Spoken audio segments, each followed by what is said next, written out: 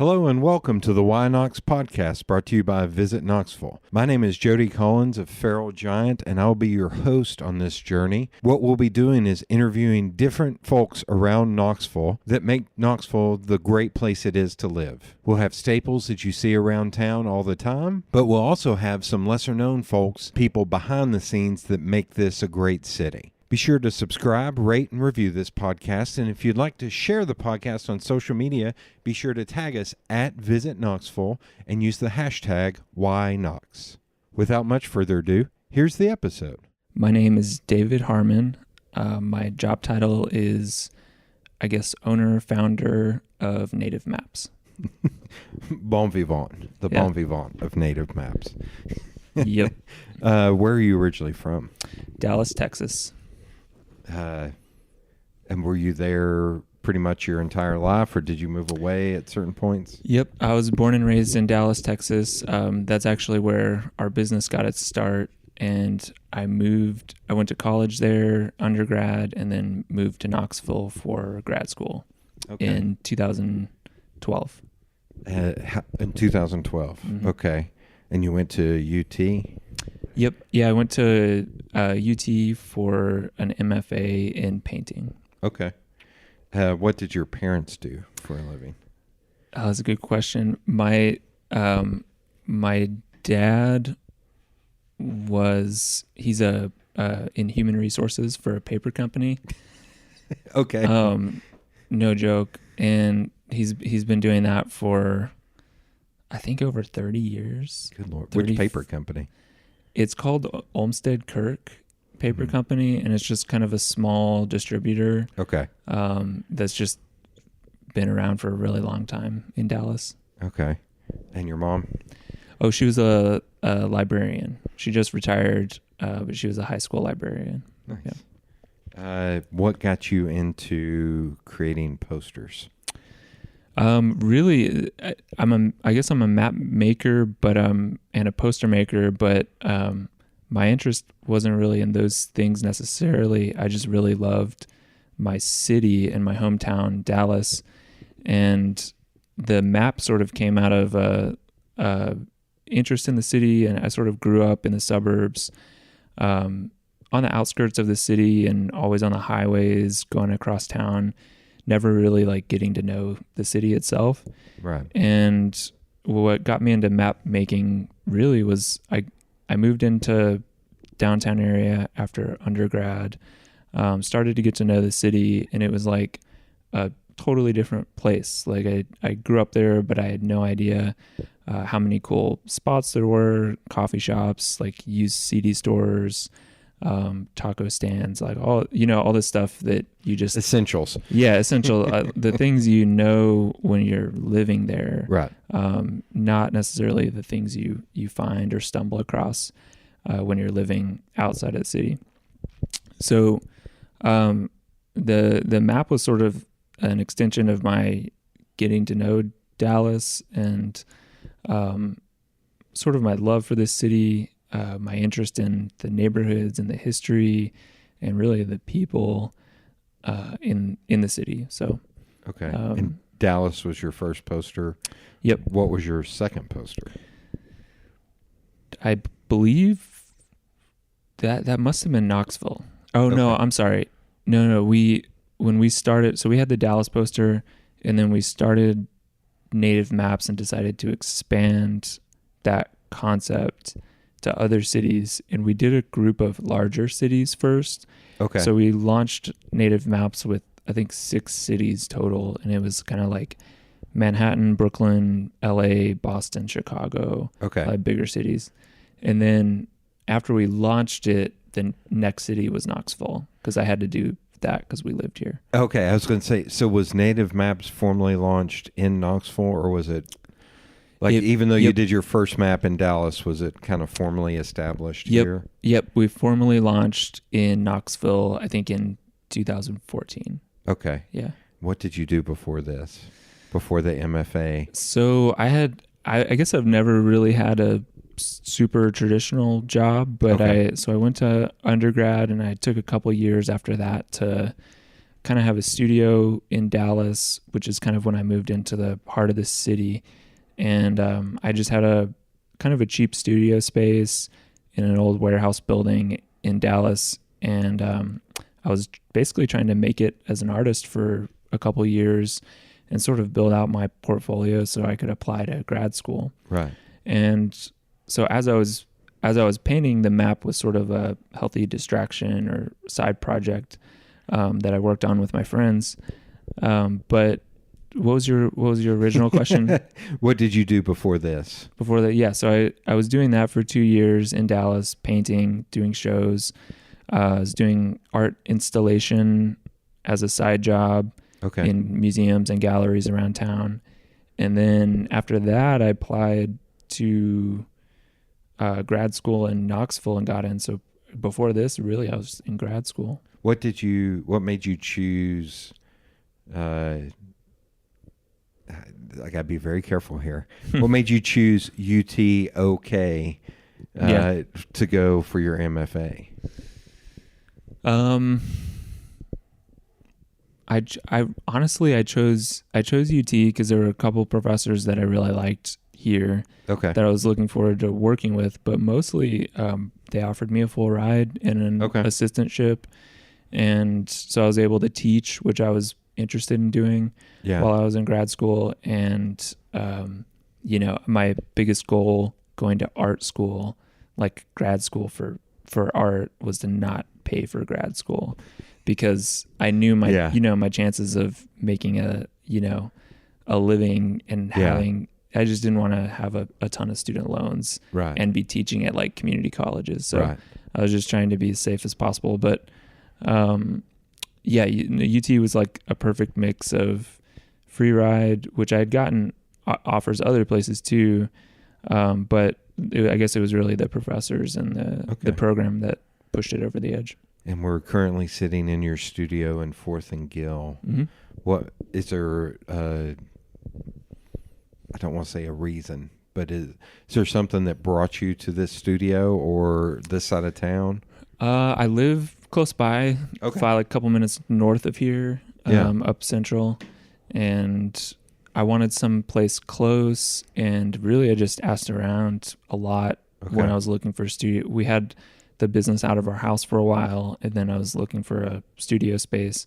Right. And I just asked everybody I could if they knew of any affordable space, and this came across my path. So it was kind of and I loved the location. So. Does it have a formal name? Like I just noticed really. Charlie's Under Studio. Yeah, it's called Studios North officially, I think.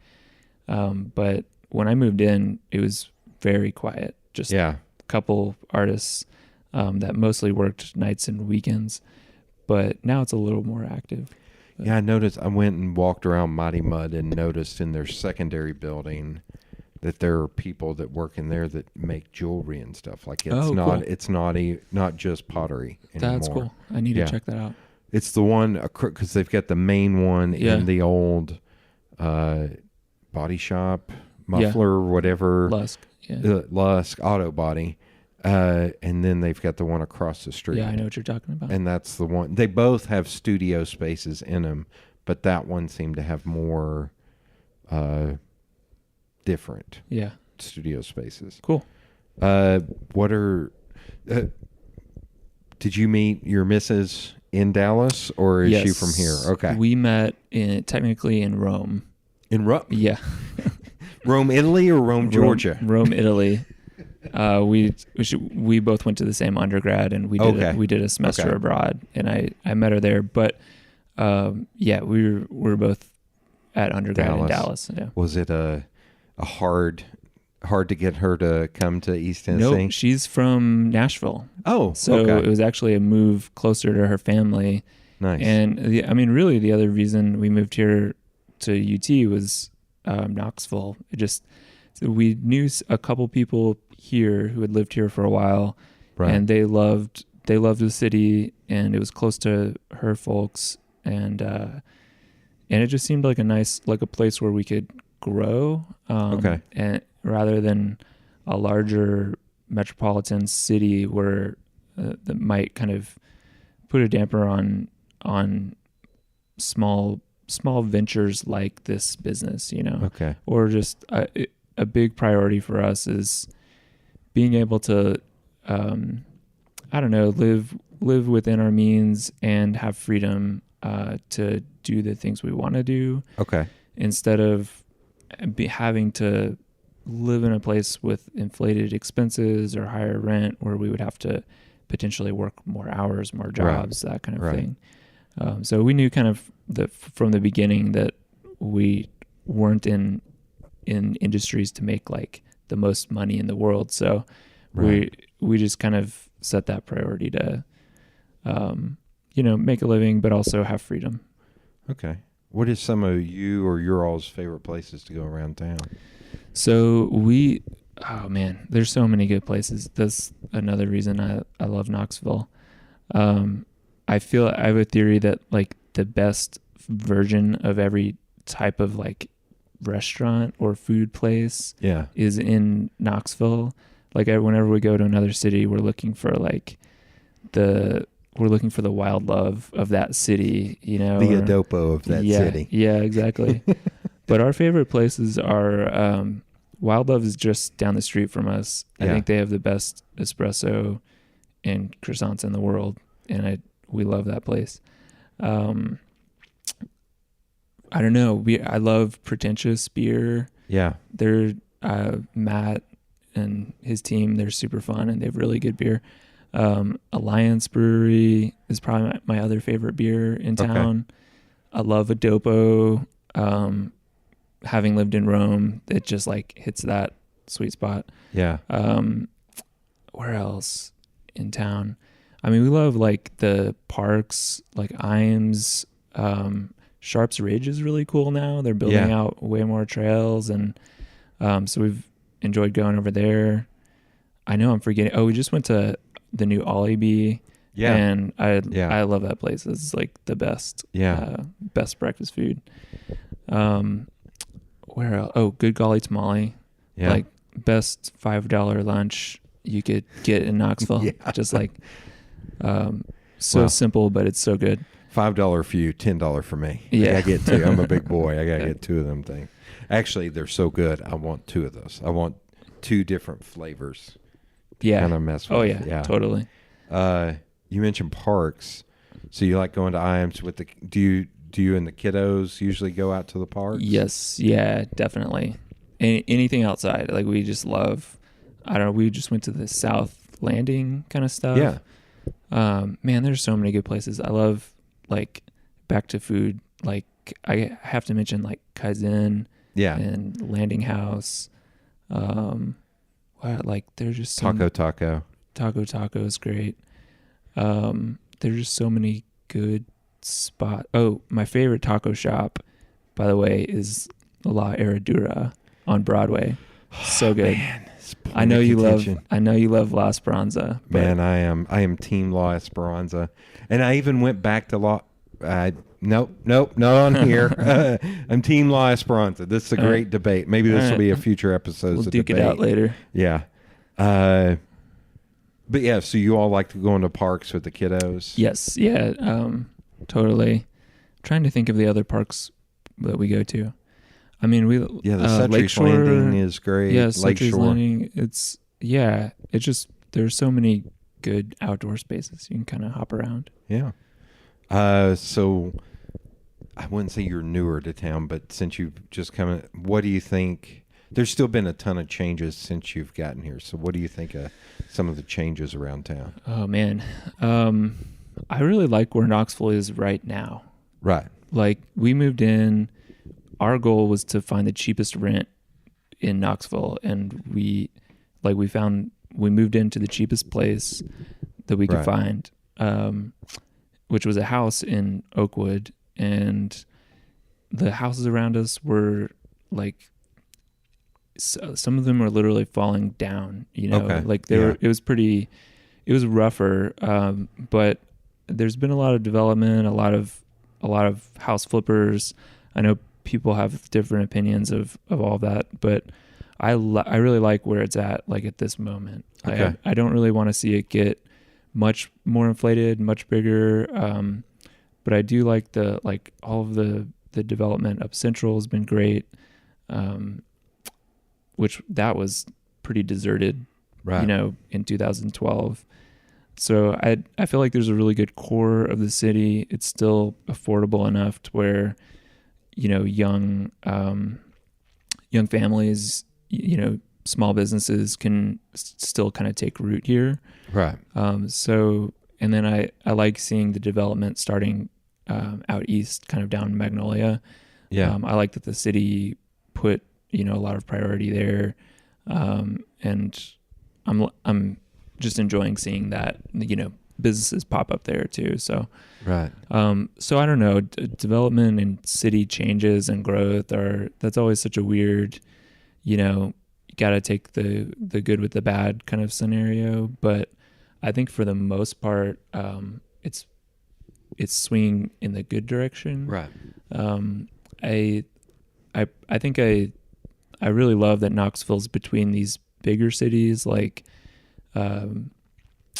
Nashville and Chattanooga and Asheville, and I kind of feel like it's insulated from that really booming kind of growth that those cities have experienced, and it's just like right in the middle. It's not like if people want to rush towards more glamorous cities, they can do that, but I really like that Knoxville seems to be growing a little slower, but still improving and still getting better.